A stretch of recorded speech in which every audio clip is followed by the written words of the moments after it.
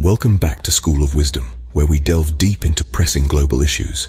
Today, we turn our focus to the overlooked crisis in Nigeria, the ongoing killing of Christians by jihadists.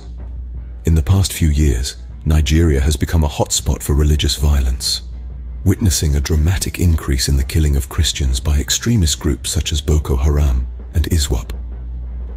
Innocent lives are being lost and communities devastated. Yet the international community remains largely silent on this issue. This isn't a sporadic occurrence or an isolated incident. It's a systematic, ongoing crisis that's tearing at the very fabric of Nigeria's diverse society.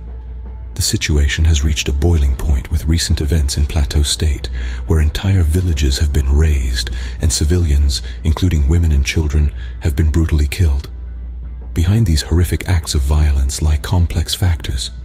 Religious extremism is a significant driver, with groups like Boko Haram and ISWAP exploiting religious differences to fuel their agendas.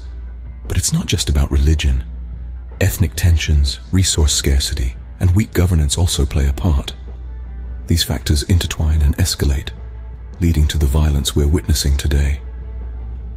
The attacks on Christians are not confined to one area but are widespread, affecting various regions in Nigeria. The Middle Belt region, for instance, has been particularly hard hit. But the ripples of this crisis spread out far beyond the borders of Nigeria, threatening to destabilize the entire region. It's critical to remember that at the heart of this crisis are real people. People who are losing their lives, their families, their homes. People who live in fear and uncertainty. People who deserve better. These are not isolated incidents, but part of a broader problem affecting various regions in Nigeria. It's a problem we can no longer afford to ignore. It's a problem that demands our attention, our action, and our compassion. Because every life is precious, every voice matters, and every person has the right to live free from fear and persecution. To truly understand this crisis, we must examine its root causes. The violence we're seeing in Nigeria isn't born out of nowhere. It's a tangled web of factors, each contributing to the mounting tension and violence.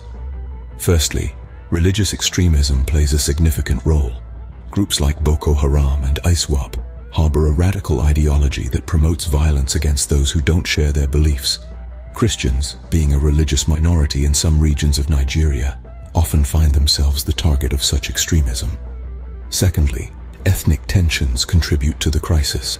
Nigeria is a country rich in cultural diversity, with over 250 ethnic groups. However, this diversity also leads to friction. Disputes over land, resources, and power often spark violence between different ethnic groups, with Christians often caught in the crossfire. Resource scarcity is another factor.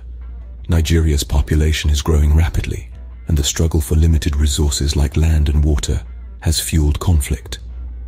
Climate change exacerbates the situation, with desertification pushing herders into farming lands, leading to clashes. Finally, weak governance is a significant contributor. Corruption, ineffective law enforcement, and a lack of accountability have allowed these issues to fester. The government's inability to protect its citizens and curb the activities of these extremist groups has worsened the situation. These factors combined have created a volatile situation that continues to escalate. Understanding these root causes is the first step towards finding a solution. Only by tackling these underlying issues can we hope to end the cycle of violence and bring about lasting peace in Nigeria. Why should we care about what's happening in Nigeria? This question is more than just a call to empathy.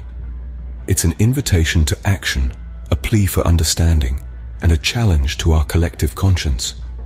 Firstly, we are witnessing a humanitarian crisis of alarming proportions. Innocent lives are being lost and entire communities are being displaced. Each life lost is a tragedy, and each person displaced a testament to the failure of our global community to prevent such atrocities. Providing aid and support to those affected is not just a matter of charity, but a duty we owe to our fellow human beings.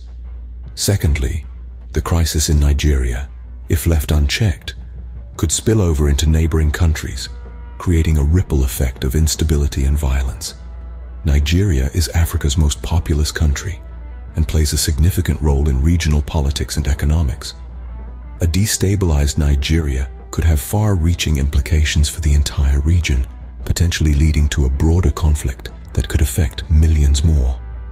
Thirdly, the ongoing violence is an assault on religious freedom, a fundamental human right that every person, regardless of where they live, is entitled to. The freedom to practice one's religion without fear of persecution is a cornerstone of a free and just society. When that freedom is under attack, as it is in Nigeria, it is not just a local issue, but a global one. It's a stark reminder of the work that still needs to be done in the fight for human rights. The crisis in Nigeria is not just Nigeria's crisis. It's a global crisis. It's a crisis that tests our humanity, our values, and our resolve to stand up for what's right. We cannot afford to be indifferent. We cannot afford to be silent. The world cannot afford to turn a blind eye to this crisis. So, what can we do to address this crisis? One of the first steps we can take is to exert international pressure on the Nigerian government. It is imperative for the world to urge Nigeria to take decisive action against extremist groups and bolster security measures. This is not just about holding the government accountable. It's about lending our collective voice to those who are voiceless, ensuring their cries for help are heard on the global stage. Next, we must not overlook the importance of immediate humanitarian aid. Providing food, shelter, medical aid, and psychological support to affected communities is vital. Let's remember that behind the statistics and headlines, there are real people with real lives that have been shattered. Providing aid isn't just about addressing the immediate needs. It's about acknowledging their suffering and showing them that they are not alone. But we mustn't stop at addressing the symptoms of the crisis. We need to dig deeper to the root causes. This means facilitating dialogue and mediation to address underlying issues such as religious extremism, ethnic tensions, and resource scarcity. It's about understanding that this crisis isn't just about religion. It's a complex web of socio-economic and political issues. By addressing these root causes, we can pave the way for long-term peace and stability. Lastly, we must support local peace-building initiatives. In the midst of the chaos, there are Nigerians, both Christian and Muslim, who are striving for peace, promoting interfaith dialogue and reconciliation. By supporting these initiatives, we are not only empowering local communities but also fostering a culture of understanding and mutual respect. In conclusion, addressing the crisis in Nigeria isn't a task for a single entity or country. It's a collective responsibility that requires concerted efforts from all of us.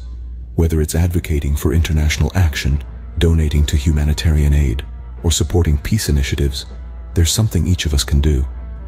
Each of us has a role to play in addressing this crisis. Addressing this crisis is not solely the responsibility of the Nigerian government or international organizations. We all have a role to play, and that role begins with awareness.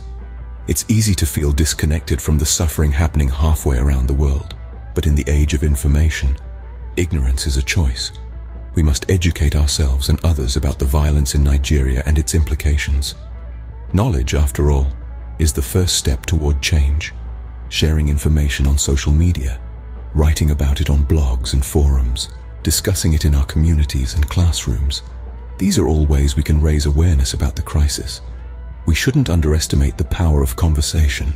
A single discussion could spark a chain reaction, leading to a broader understanding and ultimately, action. In addition to raising awareness, we can support organizations that are working tirelessly on the ground. These groups are providing humanitarian aid, promoting peace building, and advocating for the rights of the persecuted. Your donations, whether monetary or material, can go a long way in supporting their efforts. A simple online search can lead you to credible organizations that are making a real difference. But our role doesn't end there. We can and should use our voices to influence policy. Reach out to your local representatives, write to your governments, sign petitions, and demand action. Governments listen when their constituents speak, and your advocacy can help shape policies that protect the vulnerable and uphold human rights. Remember, collective responsibility is key in addressing this crisis. Let's not remain silent. Your voice can make a difference. If you found this video informative and thought-provoking, please give it a thumbs up and share it with others. Together, we can make a difference. Don't forget to subscribe to our channel for more important discussions like this. Thank you for watching, and let's stand together for a more peaceful world.